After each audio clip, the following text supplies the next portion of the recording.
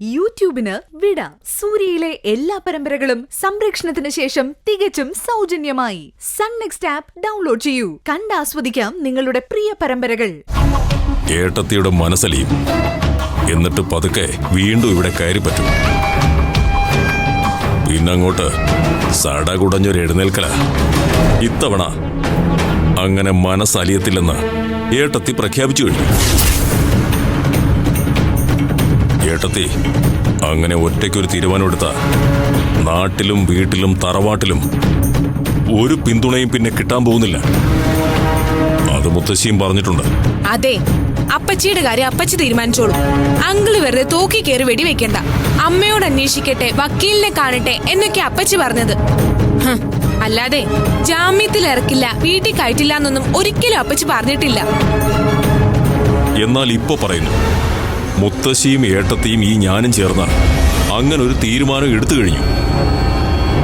പവിത്രൻ ഇനി ഈ വീട്ടിലോ കമ്പനിയിലോ എങ്ങും ഒരു സ്ഥാനവും കൊടുക്കില്ല. ഏട്ടത്തിയെ ചതിച്ച് ജയിലിലാക്കാൻ, അതും രാജ്യദ്രോഹ കുറ്റത്തിന്. അങ്ങനെ നോക്കി അവനെ ഈ നാട്ടിൽ നിന്ന് തന്നെ ആട്ടി ഓടിക്കണം. അത്രയ്ക്കും വലിയൊരു ചതിയാ ഏട്ടത്തിയോട് അവൻ ചെയ്തത്. ഇതങ്ങനെ വിട്ടുകൊടുക്കുന്ന പ്രശ്നമേ ഇല്ല. എങ്കിലേ തിരിച്ചു അങ്ങനെ തന്നെ കരുതിക്കോ. എന്റെ അച്ഛന്റെ കാറിൽ രഹസ്യമായി കള്ളസ്വർണം കൊണ്ടുവച്ച് പിടിപ്പിച്ചത് ആരായാലും അവരെ ഇനി ഈ വീട്ടിൽ കയറ്റുന്ന പ്രശ്നമില്ല. വേണ്ടി വന്നാ ഈ നാട്ടിൽ നിന്ന് തന്നെ അടിച്ചോടിക്കും. അതിന് എവിടുന്നാടി കാശ്? ഇത്രയും കാലവും ലോക്കറിൽ നിന്ന് അടിച്ചു മാറ്റി അലമാരയിൽ അട്ടിയിട്ട് വെച്ച കാശിന്റെ തിളപ്പല്ലായിരുന്നോ അമ്മയ്ക്കും മോൾക്കും? അക്കൗണ്ടൊക്കെ നിറഞ്ഞു കവിഞ്ഞ് ഒഴുകുമായിരുന്നല്ലോ. ഇപ്പൊ എന്തു പറ്റി? അക്കൗണ്ടെല്ലാം ആണുങ്ങൾ മരവിപ്പിച്ചു. അതാരും അറിഞ്ഞില്ലെന്നാണോ നീ വിചാരിക്കുന്നത്? അതറിയാനേ ഈ നാട്ടിൽ ഇനി ആരും ബാക്കിയില്ല.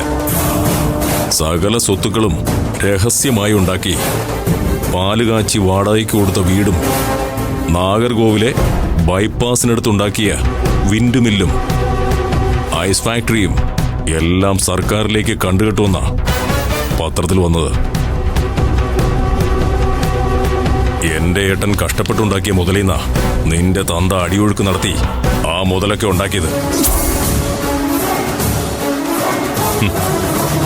അത് കണ്ടുകെട്ടണം, അനുഭവിക്കണം.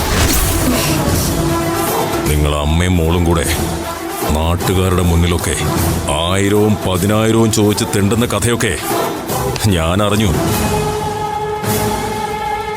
നിന്റെ അച്ഛൻ ജയിലിലായെന്ന് കരുതിയോ അമ്മ പാപ്പരായെന്ന് കരുതിയോ നീ വിഷമിക്കണ്ട.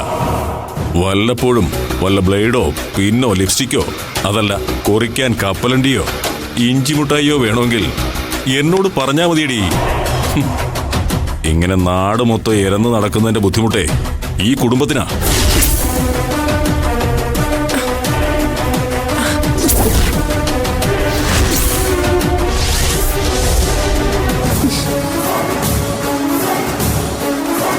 അങ്ങനെ പിച്ചപാത്രം എടുത്ത് തെണ്ടേണ്ട ഗതി വന്നാലും ഞാൻ നിങ്ങളുടെ മുന്നിൽ വരില്ല. ഈ ഗിരിജയ്ക്കും മോൾക്കും അങ്ങനൊരു ഗതി വന്നാ സൂര്യൻ പടിഞ്ഞാറുദിക്കും. 2-3 അക്കൗണ്ടുകൾ അവന്മാര് ഫ്രീസ് ചെയ്താലേ 100-100 അക്കൗണ്ടുകൾ ഒരുമിച്ച് തുറക്കാനുള്ള ശേഷി ഇന്ന് ഈ ഗിരിജയ്ക്കുണ്ട്.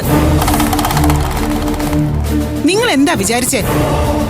ഇനി അഥവാ എന്തെങ്കിലും ക്ഷീണം വന്നാ എനിക്ക് കേറി കിടക്കാനും ഇവളെ കെട്ടിക്കാനും എന്റെ അച്ഛനും ആങ്ങളമാരും ഒക്കെ ജീവിച്ചിരിപ്പുണ്ട്.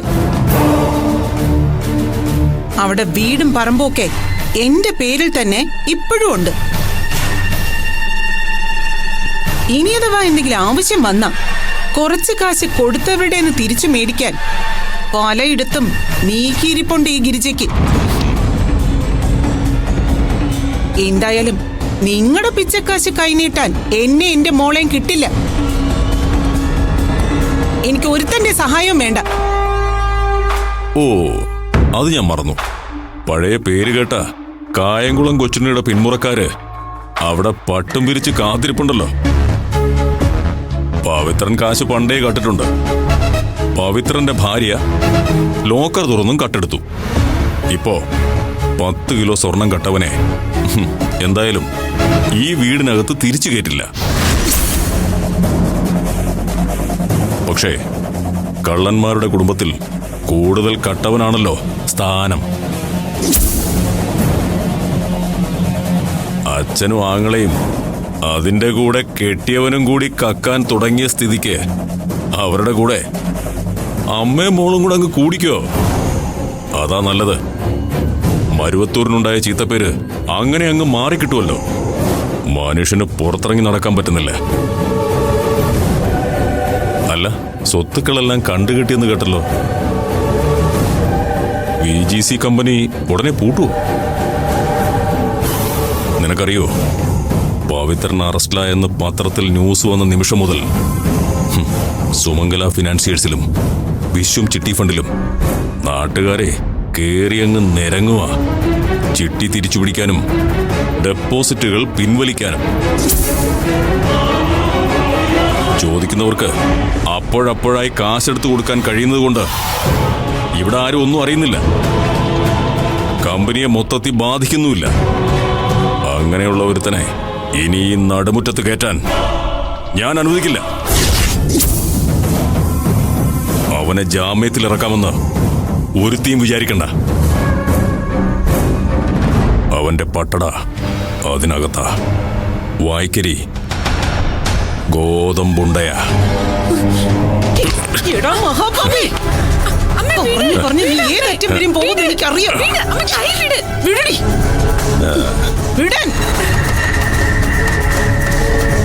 സുമംഗല തങ്കച്ചിയുടെയോ ഇവിടുത്തെ ഒരു പൂച്ചക്കാളിയുടെയും പൂച്ചക്കോടന്റെയും എള്ളു നുള്ളിയിട്ട ഒരു കാശും ഈ ഗിരിജയ്ക്ക് മോക്കും വേണ്ട.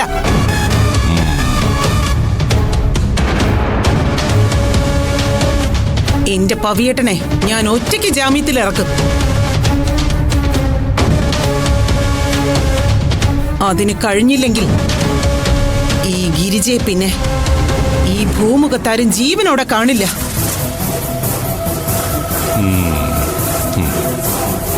മാനം വിറ്റുണ്ണേണ്ട ഗതികേട് വന്നാ എങ്ങനെ കണക്ക് തീർക്കണമെന്ന് ഈ ഗിരിജയ്ക്കറിയാം.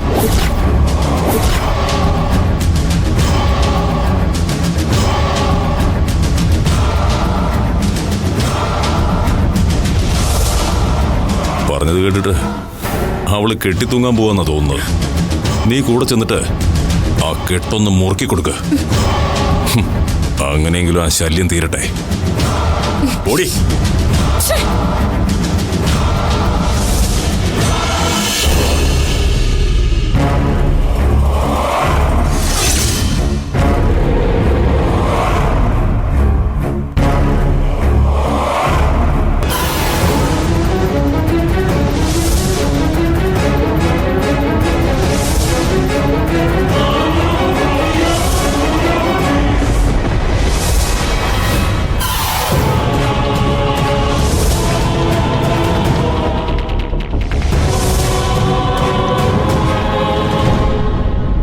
എവിടെ പോയി ഗിരിജ?